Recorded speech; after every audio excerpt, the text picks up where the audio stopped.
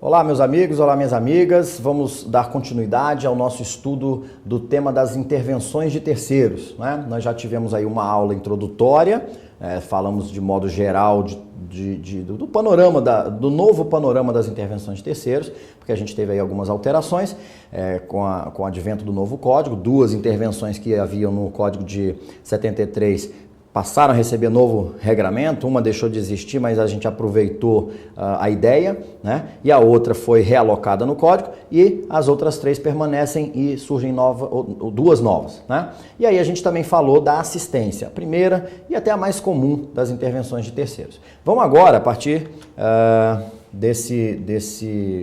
nessa aula, vamos agora tratar da denunciação da lide. Então, olha lá para o quadro. A gente já tem aquela classificação que eu já trabalhei com vocês, não há necessidade mais da gente ficar repassando isso. Ao contrário da assistência, que é uma intervenção espontânea, a denunciação da lide, ela vamos ligar aqui a caneta. Ela é uma intervenção provocada. Quem está na relação processual vai provocar o ingresso do terceiro, tá? E essa intervenção provocada, eu já posso colocar aqui para vocês, que ela pode ser provocada tanto pelo autor quanto pelo réu, ok? É a única, na verdade não, a partir de agora com o amicus curiae também pode ser provocada tanto pelo autor quanto pelo réu. Então, intervenção provocada por ação. Então, aqui não é mais igual à assistência também, porque na assistência, além de ser espontânea, voluntária, ela é por inserção. Só há ampliação subjetiva, não há ampliação objetiva. Aqui eu vou ter uma ampliação objetiva. Ampliação objetiva se dá quando eu tenho um novo pedido, né? Então, quando que é cabível a intervenção por meio da denunciação da lide? Toda vez que eu quiser exercer simultaneamente o meu direito de regresso. Ora, se é direito de regresso, é um pedido novo, né? Um pedido novo. Então, aqui até eu coloquei autor e réu, cabível na inicial ou na contestação, né? Então vamos aqui num desenhozinho compreender melhor. Eu tinha feito essa ideia na aula introdutória, na aula anterior, mas vamos aqui pegar essa ideia do direito de regresso. O autor entra com essa ação em face de B, tá? Pedindo aqui, reivindicando esse bem imóvel, ok? B tinha firmado um contrato com C, em que C alienou o bem para B e B pagou para C. Então, C é o alienante. C é o alienante, tá? O que acontece aqui? O A, ele ingressa com a ação e essa ação essa aqui é a situação do inciso 1º. São duas hipóteses agora apenas, tá? Então, a situação do inciso 1º, a gente está falando aqui de ação reivindicatória.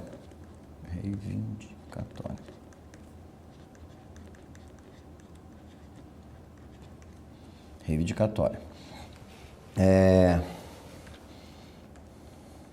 Deixa eu só ajustar aqui. Gente, às vezes a caneta eu vou fazer o pingo e sai um acento, tá? Mas só para vocês saberem que não é falha minha aí no domínio das regras da língua portuguesa. Vamos voltar aqui. Caneta. Ação reivindicatória. O que a gente disse aqui, Exercício simultâneo do direito de regresso.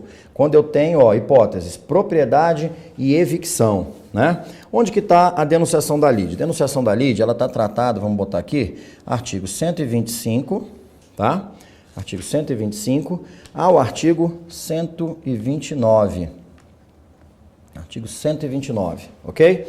No artigo 125, a gente encontra, né, ali o cabimento. Diz assim: admissível a denunciação da lide promovida por qualquer das partes. 1. Ao alienante imediato no processo relativo à coisa, cujo domínio foi transferido ao denunciante, a fim de que possa exercer os direitos que da evicção lhe resulta, né? Então, olha só. Propriedade, ação reivindicatória. Eu estou reivindicando esse bem aqui, tá?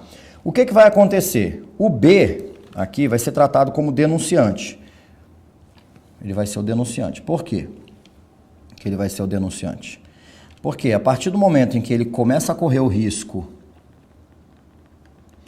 denunciante, a partir do momento que ele começa a correr o risco de perder a propriedade, e a perda da propriedade em razão da decisão judicial a gente chama de evicção, o B vai ser o evicto, né? Vai sofrer a evicção, o B passa a ter direito de mover uma ação de regresso, uma ação regressiva, tá? Uma ação regressiva. Por quê? Se ele perde, se ele sofre a evicção, diz lá o Código Civil, que se ele adquiriu esse bem, né, de maneira onerosa, sofrendo a evicção, ele se subroga no direito de regresso, de mover uma ação regressiva em face de quem? Em face do alienante. Quem é o alienante? É o C.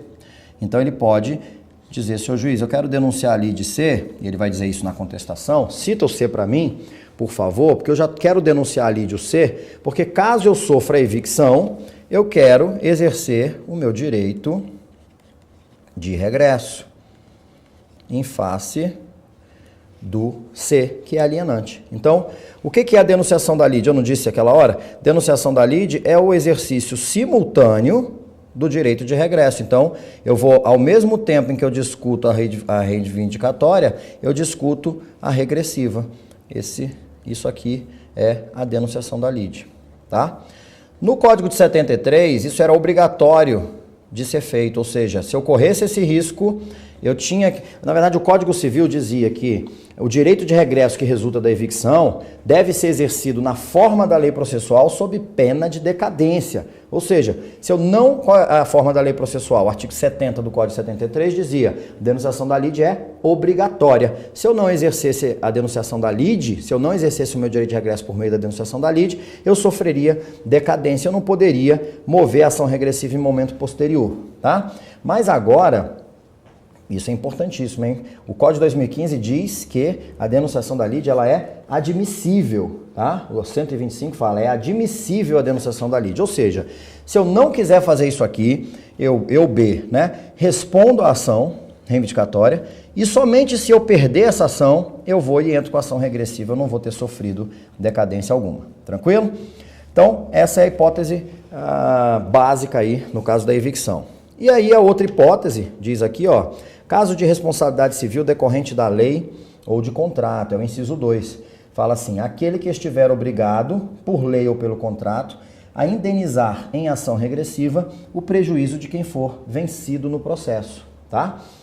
Então olha para mim, é a mesma ideia, Eu tenho ali eu celebro um contrato, né, de seguro com uma seguradora de saúde, sofro um acidente, vou internado no hospital, fico na UTI, ao final vem a conta. Eu falo, não, a seguradora vai pagar. Não, eles não pagaram. Opa, não pagaram? Não, eles têm que pagar. Eu paguei 10 anos de seguro de saúde. Aí eu vou me embora, o hospital vai, entra com a ação e me cobra. Bom, se eu perder isso aqui, a seguradora assumiu no contrato o dever de indenizar esse terceiro. Na verdade, terceiro no plano do direito material, né? Não do direito processual. Então, o que eu vou fazer? Eu vou denunciar a lide seguradora. Então, ó, se eu perder aqui, eu quero que ele me retribua. É a mesma ideia, tá? Exercício simultâneo do direito de regresso, ok? Lembrando, e agora o código coloca não só com é admissível, mas ele coloca um parágrafo que diz que esse direito pode ser exercido autonomamente. Não tem nenhuma punição por isso, tranquilo? Denunciação pode ser feita no polo ativo também, tá? É muito raro, muito raro. Mais ou menos o seguinte, eu adquiro um bem, então eu compro um imóvel e está acertado que esse imóvel está desocupado, eu paguei mais caro porque esse imóvel está desocupado, numa região onde costuma haver invasões de terrenos, e aí, na hora que eu chego para ocupar esse imóvel para me emitir na posse, eu nunca tive posse, eu vou me emitir nessa posse, aí eu chego lá e tem uma casa de 3 andares edificada naquele terreno. Então eu vou entrar com a ação de emissão na posse, que é uma ação petitória, vai ser discutida com base em título, né? Eu vou discutir propriedade, apesar de eu estar falando de emissão na posse, não é uma ação possessória, então eu vou discutir realmente com base no meu título, mas e se eu não conseguir? Se eu não conseguir ingressar ali? se eu não conseguir ter reconhecido o meu direito àquela área, o que vai acontecer? Eu vou ficar sem dinheiro e sem área? Não, sem o imóvel. Eu vou pegar e vou no polo ativo, entrar com a ação de emissão na posse e já vou denunciar a lide aquele que me alienou o bem. Tá? Porque se eu perder de um lado, eu já quero ganhar do outro. Essa é a ideia da denunciação no polo ativo. Aí no procedimento, a gente vai sempre pedir a petição inicial. Se é no polo ativo, pedir a citação. Se é no polo ativo, pedir a citação na petição inicial. Se é no polo passivo, a gente vai pedir a citação na contestação. Tranquilo? E aí, aquele denunciado, ele forma com o denunciante um litisconsórcio. Né? Por quê? Porque o denunciado não quer perder. Mas se a ação principal ela for julgada improcedente, o denunciado passivo não vai sofrer ação nenhuma, não vai sofrer nenhuma consequência. Então ele passa também a ter interesse, além de se defender contra o denunciante, de se defender contra o autor principal, na verdade ajudar, né, o denunciante para que aquela situação se resolva na ação principal, tá? No polo ativo acontece a mesma coisa com sinal trocado. Tranquilo? Então, é isso aqui que é o mais importante da denunciação da lide. Vamos avançar aqui, ó, nosso quadro. A próxima espécie é o chamamento ao processo. Então, chamamento ao processo, a gente tem regulado aí no artigo 130. Vou botar aqui um vermelhão. 130 a 132. O chamamento ao processo é uma modalidade de intervenção bem rápida, bem fácil de compreender, tá? Porque ela é uma intervenção provocada, como a denunciação da lide, mas ela é por inserção, como a assistência. Quer dizer, não existe uma ampliação objetiva, não existe um novo direito a ser postulado.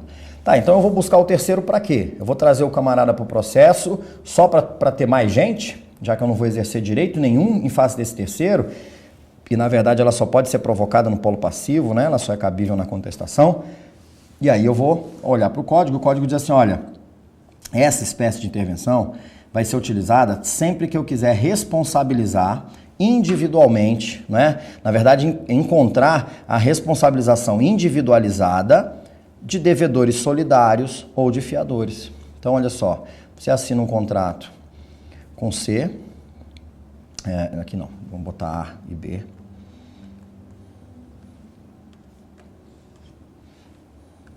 Você assina um contrato aqui A com B e coloca C, D,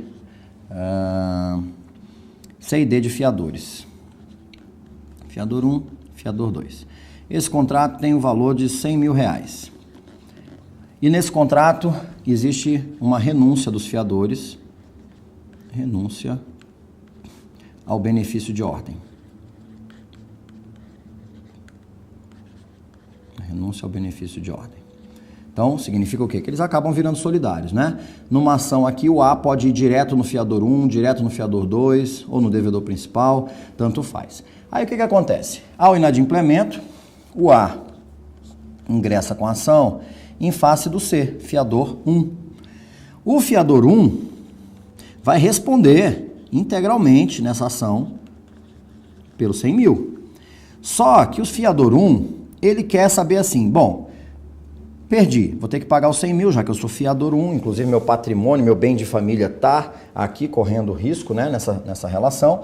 Eu vou aproveitar o bonde para poder, na hora que sair a sentença me condenando a pagar os 100 mil, eu já pegar essa mesma sentença e usar essa sentença para poder cobrar do fiador 2 50%, ou para cobrar do devedor principal 100%.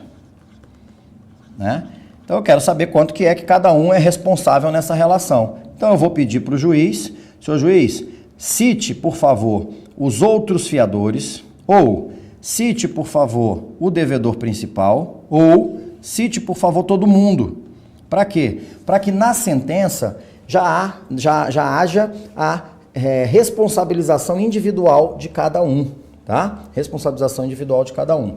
É um tipo de... Eu particularmente, em 15 anos aí atuando no dia a dia forense, de todos os lados, seja trabalhando aí auxiliando membros do Ministério Público, seja do Poder Judiciário, seja na advocacia, eu nunca me deparei com chamamento ao processo. Até porque esse tipo de situação, né, está sempre prevista num contrato. Porque você vai ter fiança com contrato de fiança. Né? Devedor solidário a gente vai ter ali com aval, por exemplo, né?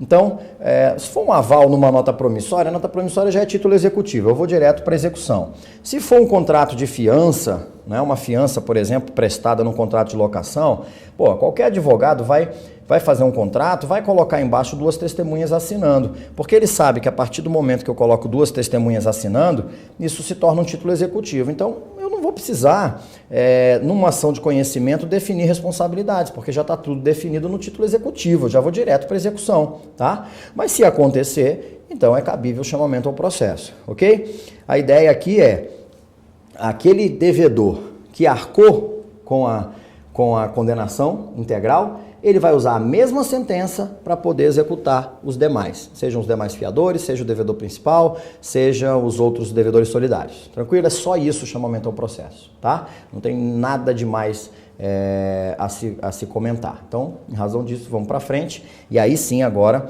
a gente vai ter uma nova espécie de intervenção de terceiros, que é o amicus curiae ou amici curiae. O mais importante aqui, até porque o legislador dedicou um artigo só para falar do amicus curiae. E aí a gente está falando da utilização dessa figura do amicus curiae no processo subjetivo, na ação subjetiva, no processo comum, no processo civil, não naquele processo em que a jurisdição civil é exercida, e não naquele processo em que a jurisdição constitucional é exercida, em abstrato. Tranquilo? O que é importante a gente compreender que o código não deixa claro? Qual é a função do amicus curiae? Qual é a função do amicus curiae? Se a gente pegar, por exemplo, eu pego o código aqui, o que diz o artigo 138 no caput? Olha só, ele fala assim: o juiz ou relator, considerando a relevância da matéria, a especificidade do tema objeto da demanda ou a repercussão social da controvérsia, poderá, por decisão irrecorrível, de ofício ou a requerimento das partes, ou de quem pretenda manifestar-se, solicitar ou participar solicitar ou admitir a participação de pessoa natural ou jurídica, órgão ou entidade especializada com representatividade adequada no prazo de 15 dias de sua intimação. Então, reparem, o legislador está dizendo quando é cabível, assim, em que situações o juiz ou o relator ou as partes podem pedir, ou o juiz ou o relator determinarem, a admissão, né, desse amicus curiae. Mas o que ele vem fazer no processo? Porque está falando, olha, considerando a relevância da matéria, a repercussão social do tema, a especificidade do tema. Mas e aí, o que ele vem fazer aqui no processo? E aí é importante a gente ter claro que o papel do amicus curiae não é o papel do perito, por exemplo. Porque o amicus curiae sempre é alguém, como diz ali, com experiência, com reconhecimento na área, né? Mas eu não vou trazer um amicus curiae da mesma forma que eu trago um perito, porque perito é alguém que vai produzir um tipo específico de prova pericial, uma prova técnica científica. As provas são produzidas no processo com a finalidade de comprovar alegações. Então, aconteceu isso, o prédio caiu por isso, porque a areia utilizada, porque o metal utilizado não era da qualidade necessária para esse tipo de edificação. Então ele vai, foi por isso mesmo, perito? Foi. Não foi. Pronto. Não. O papel do amicus curiae é trazer para o juízo a compreensão do conflito, uma compreensão mais ampla. Por quê? Porque por tratar de um tema específico que o juiz não domina, o juiz precisa desse conhecimento. Então, na nossa aula passada, na aula introdutória, eu comentei aquele julgamento dos fetos anencéfalos lá perante o Supremo Tribunal Federal. Então, o que aconteceu? Ministro do Supremo não estudou medicina, não é? E mesmo se tivesse estudado, porque a gente não poderia admitir como amicus curiae qualquer médico, a gente teria que admitir, né, entidades ou pessoas com relevância, com domínio reconhecido sobre o tema, né? Então, ali o Conselho Federal de Medicina, né, foi admitido. Você pode trazer aqueles médicos que se dedicam à pesquisa naquela área, por exemplo, engenheiros, tá? Então, a finalidade do amicus curiae é auxiliar na compreensão do conflito. Tranquilo? Vamos para o quadro. Amicus curiae. Intervenção, aí olha só, é a primeira intervenção, primeira e única intervenção, que ela é provocada ou assistida, tá? Ela pode ser provocada porque o código diz que qualquer das partes pode pedir ao juiz que admita, ok? Ela é provocada porque o próprio juiz pode, o juiz ou o relator no tribunal pode requerer o ingresso desse amicus curiae, e ela pode ser voluntária porque o próprio amicus curiae pode pedir o seu ingresso. E não é por ação, é por inserção, porque não tem direito próprio do amicus curiae sendo discutido ali. Tranquilo? Então, olha só, expressão-chave, auxiliar o juiz na compreensão do conflito. Quando ele considerar a relevância, a especificidade do tema, a relevância da matéria ou a repercussão social, tá? Situações aí, né, que, é melhor eu me acercar de um tipo de conhecimento para que eu possa ter uma decisão mais acertada no caso concreto, tá? Quando que é cabível? É cabível a qualquer tempo e em qualquer grau de jurisdição, já que a finalidade ali é auxiliar na compreensão. Então, chegou perto da sentença, foi admitido, já vai ajudar o juiz na elaboração da sentença. Foi após a sentença, vai ajudar o relator da apelação, né, a decidir de uma forma mais acertada. Tranquilo? Eu coloquei aqui que é importante chamar a atenção a representatividade, do amicus curiae, né? Ele tem que ser uma pessoa com representatividade, tá lá no caput do 138. Solicitar ou admitir a participação de pessoa natural ou jurídica, órgão ou entidade especializada com representatividade adequada, tá? No prazo de 15 dias da sua intimação.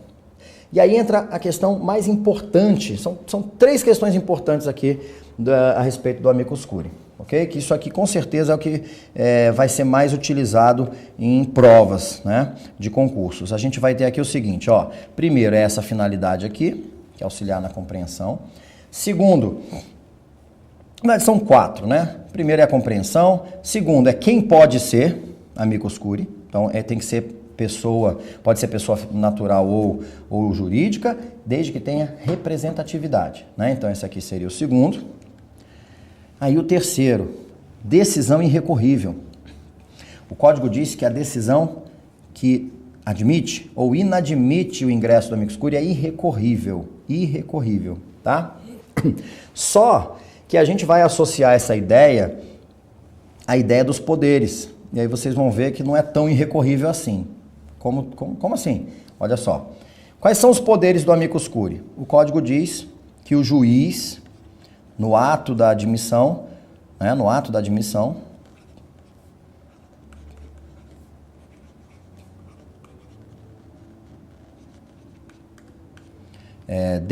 definirá os poderes do amicus curiae, tá?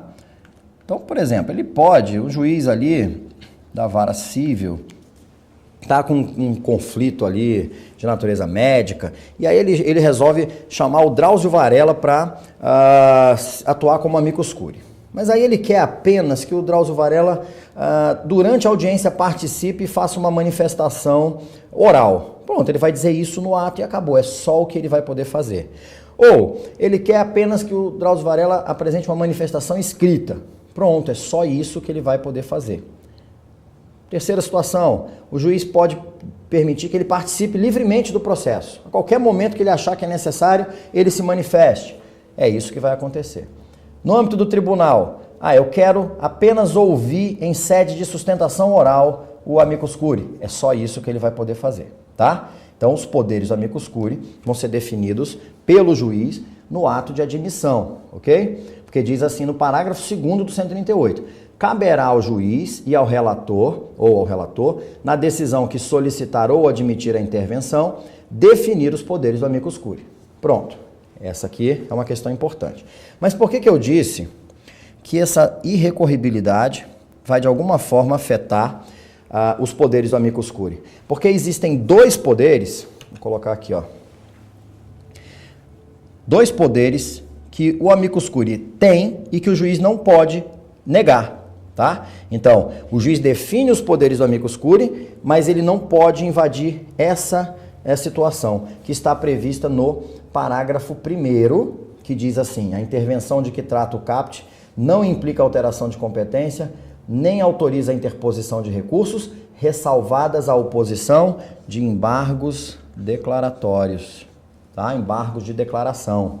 Então, apesar de falar que a decisão é irrecorrível, o amicus curiae pode sim, tanto ele quanto as partes, podem manejar embargos de declaração para que o juiz esclareça melhor essa decisão que inadmitiu o amicus curiae, ok? E a segunda situação, então, ó, embargos, declaração, recurso, né?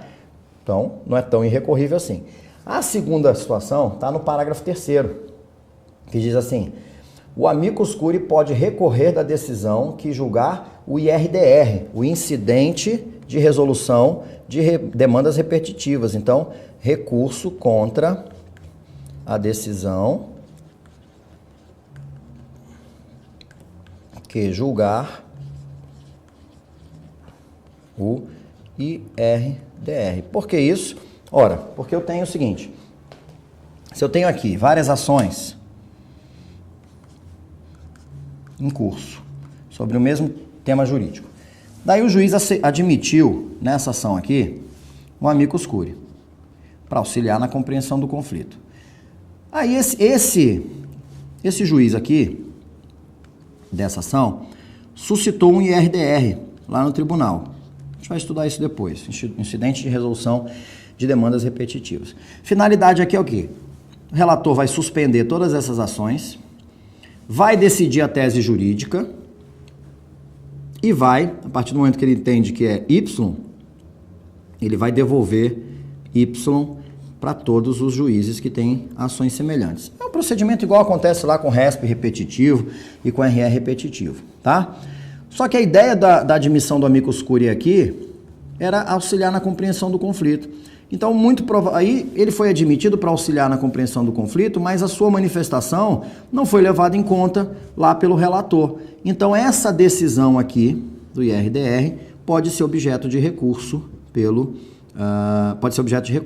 tá?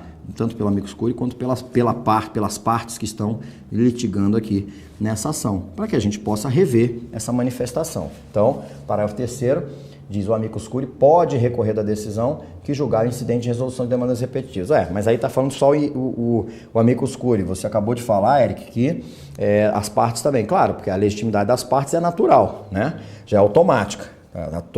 Tem legitimidade para recorrer as partes, o Ministério Público e o terceiro juridicamente interessado. Isso é o que diz o Código, tá? Agora, o amicus curiae para recorrer, a partir do momento que o caput do 138 diz que as decisões são irrecorríveis, ele precisa de uma autorização específica. E é isso que o parágrafo 3º está colocando, e é isso que o parágrafo 1º está colocando no que diz respeito aos embargos de declaração. Tranquilo? Uma última observação de amicus curiae, que a gente passou por ela aqui, que está no parágrafo 1º, diz respeito à alteração de competência. Lembra que a finalidade é só auxiliar na compreensão do conflito? Então, assim, se eu tenho uma ação aqui entre A e B, e aí, por exemplo, uma agência regulamentadora da União, né, autarquia em regime especial, Agência Nacional do Petróleo, pede para ingressar aqui como assistente, o que vai acontecer? Essa ação que estava em curso na Justiça Estadual, obrigatoriamente ela vai para a Justiça Federal. Porque o ingresso de um ente da União, administração direta ou indireta com exclusão de sociedade de economia mista, altera a competência. No que diz respeito ao amicus curiae, eu tenho aqui a ação no juiz estadual e eu preciso ouvir, por exemplo, a agência que regula o transporte aquaviário, a ANTAQ. Eu vou ouvir, vou pedir que ela se manifeste na condição de amicus curiae, mas eu só quero auxiliar a compreensão do conflito, não tem nenhuma decisão que vai afetar interesse da União, nesse caso aqui tem. Então, não há modificação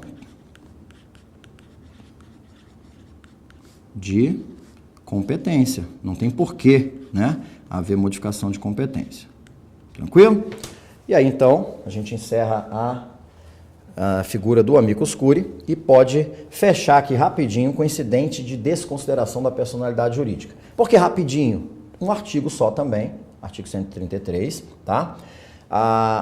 E aí, na verdade, o que a gente tem que mencionar aqui?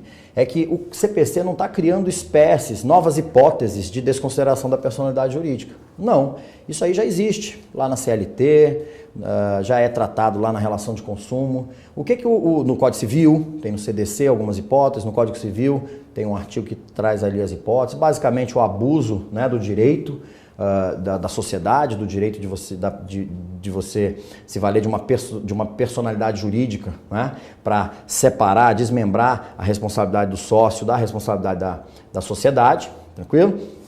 Mas o código ele tenta criar regras de procedimento. Como fazer isso? Para a gente dar um pouco mais de previsibilidade, de segurança, evitar alguns abusos que a gente vê até, por exemplo, na Justiça do Trabalho, em que há desconsideração da personalidade jurídica e não há sequer contraditório estabelecido com o sócio, né, da pessoa jurídica, do reclamado.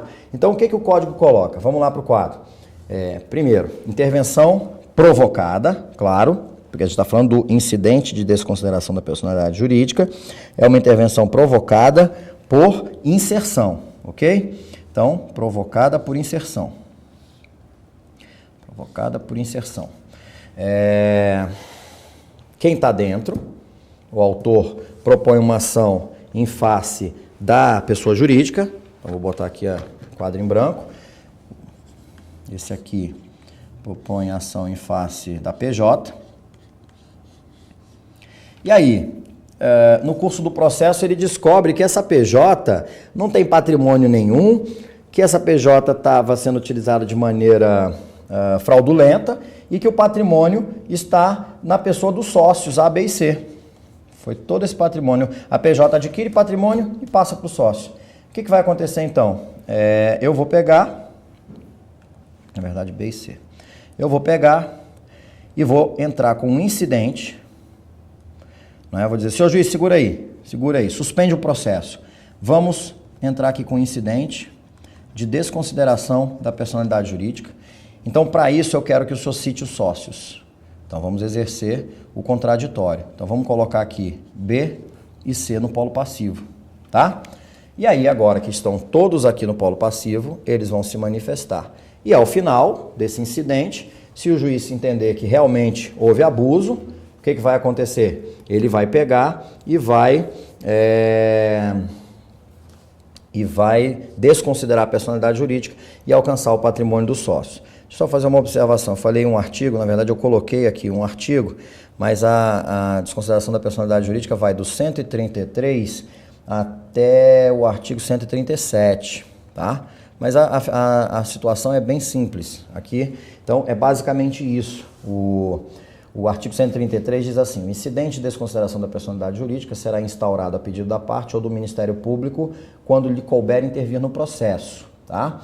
O pedido de desconsideração observará os pressupostos previstos em lei. Então, tá vendo? Não é o CPC que está criando as hipóteses. Ele está dizendo, as hipóteses já estão na lei. O que a gente está falando aqui é do procedimento, ok? E aí, ele diz lá que o incidente é cabível em todas as fases, tanto do processo de conhecimento, do cumprimento de sentença, quanto na execução de título extrajudicial, tá? E diz também que instaurado o incidente, lá no 135, o sócio ou a pessoa jurídica será citado para manifestar-se e requerer provas cabíveis no prazo de 15 dias. Ao final, o juiz decide numa decisão interlocutória. Lá no 1015 do CPC, a gente encontra a previsão de cabimento de agravo de instrumento contra essa decisão, tá? Que agora o agravo de instrumento só é utilizado em situações muito específicas e essa é uma delas, tá? Se for no âmbito do tribunal, cabe o agravo interno, tranquilo? E com o acolhimento do pedido de desconsideração, a alienação de bens, oneração de bens que teve em fraude de execução é considerada ineficaz. Agora, olha só, um último detalhe aqui que é importante, antes da gente voltar. Vamos olhar aqui o quadro, eu até mencionei isso aqui no quadro, ó. 2 detalhes que são importantíssimos aqui. Primeiro, expressão-chave, o que eu quero? Alcançar o patrimônio dos sócios ou de uma PJ. Como assim? Esse é um detalhe que é extremamente importante. é o seguinte, o código admite no parágrafo 2º do 133 a chamada desconsideração inversa da personalidade jurídica. O que é isso? É aquela situação em que o indivíduo, ele constitui uma sociedade, uma sociedade aqui, uma PJ, com a finalidade de fraudar a lei. Então ele pega e ele mesmo assume obrigações, mas ele não adquire patrimônio, ele joga esse patrimônio todo, esconde esse patrimônio lá na PJ. Então essa PJ não existe para exercer, por exemplo, a atividade de empresa. Essa PJ existe ali apenas para salvar, para impedir o cumprimento de obrigações. Então, se for considerada aí uma espécie de fraude, o que pode acontecer? Eu posso pedir a desconsideração inversa. É um negócio meio perigoso, é um negócio meio abusivo, né? Não é comum nos países liberais, mas o Brasil não é um país liberal. Nossa Constituição reconhece o direito de propriedade, mas fala em função social da propriedade, né? Dá com uma mão e tira com a outra. Então, nesse caso aqui, a desconsideração inversa, o juiz vai citar a pessoa jurídica, coloca ela aqui no polo passivo, em litisconsórcio com o réu, e aí, se for desconsiderado, eu consigo alcançar o patrimônio da pessoa jurídica. Então, essa é a primeira observação importante, é o reconhecimento da possibilidade de desconsideração inversa da personalidade jurídica, tá? Outra coisa que está aqui no nosso quadro, ó, cabível como incidente ou na petição inicial. Eu já posso, desde a inicial, já que é cabível no cumprimento de sentença, na execução ou no processo de conhecimento, eu já sei, eu vou executar, eu já sei que a PJ não tem patrimônio porque estava havendo fraude de execução, esse patrimônio foi encaminhado para o réu, para o sócio. Eu já vou pedir na inicial a citação de todo mundo, tá? E aí é que entra o seguinte, suspensão do processo só existe se for incidente de desconsideração. Se eu pedir na inicial, como já está todo mundo citado, eu não preciso suspender o processo. Beleza? Então, com isso a gente encerrou aqui as nossas 2 aulas, né, de intervenção de terceiros. Lá no nosso material escrito a gente vai explorar isso com bastante profundidade, com bastante calma, para você ficar bem tranquilo no manejo desses institutos, tá? A partir de agora terminamos as alterações possíveis na relação processual, a gente pode começar a se preocupar com os atos do processo, né? E aí, então, a partir das próximas aulas, a gente vai ver aí as formas de comunicação de atos processuais, as regras de tempo e lugar, né, da prática dos atos processuais, contagem de prazo, enfim. E para que, então, a gente possa, ao término disso tudo, iniciar o estudo do processo de conhecimento. Então, daqui a pouco a gente se encontra. Até já. Audio Jungle.